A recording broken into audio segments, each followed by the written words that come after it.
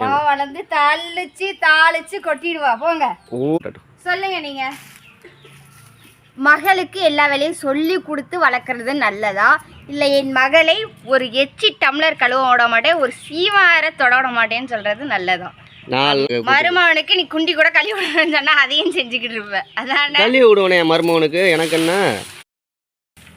Hi friends, நிஷாவுக்கு எப்போவுமே ஜாலியான வேலை, ஈஸியான வேலை. சாயங்காலம் யாரு இடுப்பொலிக்கு வலிக்க இப்படி குனிஞ்சு கூட்டுறது ஜாலியான வேலையா? ஆமாம். எங்க இந்த ஜாலியான வேலையை நீங்க பாருங்களேன். இந்தாங்க பிடிங்க. ஒரு நாளைக்கு என் வேலையை நீ பாரு, உன் வேலையை நான் ஒரு நாளைக்கு பார்க்குறேன். 100 கும்பிடு போடு. இங்கே ஆரம்பித்து இந்த அங்கே அந்த தென்னை மரம் இருக்குல்ல, அது வரைக்கும் டெய்லி கூட்டணும். உனக்கு சிட்டியில் இருக்கிறது பிடிச்சிருக்கா, வில்லேஜில் இருக்கிறது பிடிச்சிருக்கா நிஷா? சிட்டியில் இருக்கிறதான் பிடிச்சிருக்கு. ஏன்னா அது இத்தினோண்டு வீடு அப்படியே கூட்டி விட்டு தொடச்சி விட்டு வேலையாக முடிச்சுட்டு போகலாம். ஆனால் எல்லோரும் என்ன சொல்லுவீங்க, வில்லேஜ் வாழ்க்கை தான் ரொம்ப அழகான வாழ்க்கை, இயற்கையான காற்று, பசுமையான மரம்லாம் சொல்லுவீங்க. கூட்டுறதுக்குள்ளே நாக்கு தள்ளிடுது. அங்கே சிட்டியில் இருந்தோம்னா ஓனருக்கு வீட்டு வாடகை கொடுக்குறதுக்குள்ளே நாக்கு தள்ளிடும். மாதம் ஆனால் கரெக்டாக எடுத்து வைக்கணும். 2 வீட்டுக்கு 4000 ரூபா 6000 ரூபா வாடகை கொடுத்துக்கிட்டு இருந்தோம். 6000 ரூபா தானே நிஷா? 6000 ரூபா மாதம் வாடகை கொடுத்துருக்கோம். 6000 1ஆம் தேதி லோன் வர்ற மாதிரி கரெக்டாக வந்துடுவார் சைக்கிள் எடுத்துக்கிட்டு டக்கு வர்ற மாதிரி. 1ஆம் தேதி ஆனால் கரெக்டாக வந்து என்னப்பா அப்படிம்பாரு, வந்து வீட்டு வாடகை வாங்கிட்டு போயிடுவார். இப்போ 6000 ரூபா மிச்சம் தானே? எப்படி சூப்பர் தானே? இந்த இதெல்லாம் கூட்டிக்கிட்டு குப்பை குழியில் அள்ளி கொண்டே கூட்டுறதுக்கு நிஷாவுக்கு நாக்கு தள்ளிடும். உங்களுக்கெல்லாம் வில்லேஜா சிட்டி எது பிடிக்கும்னு சொல்லுங்கள். இதே மாதிரி தான் இந்த வில்லேஜில் இருந்தால் இந்த மாதிரி இலை தலையெல்லாம் கூட்டிகிட்டு இருப்பீங்க.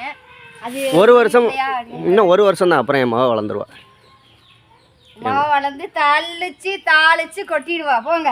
ஒரு இது என் மாவை விளக்கமாறு இல்லை, விளக்கமாத்து குச்சியை கூட தொட விட மாட்டேன் நான்லாம்.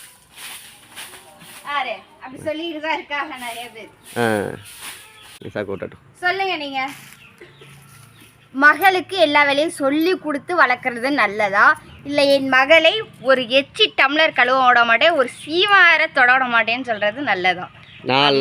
டம்ளர் நான் கழுவி கொடுத்துக்குவேன். விளக்கமாறு வீடு கூட்டுறதா நாங்கள். மருமகனுக்கு நீ குண்டி கூட கழுவி விடணும்னு சொன்னா அதையும் செஞ்சுக்கிட்டு இருப்பேன். அதான் கழுவி விடுவேனே என் மருமகனுக்கு. எனக்கு என்ன, என் மகளுக்காக நான் என்ன வேணாலும் செய்வேனே.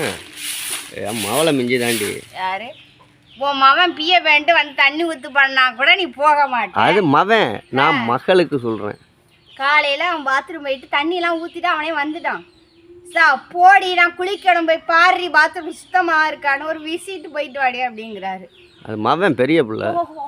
ஏன் மவ பெரிய மவன்னா சரி, மகள்னா என்ன மகன்னா என்ன? மவன் சாவர வரைக்கும் என்னோட இருப்பான். மவன்னா கல்யாணம் பண்ணி போயிடுவாள்ல. ஓஹோ, அதனால அவர் தேவதை.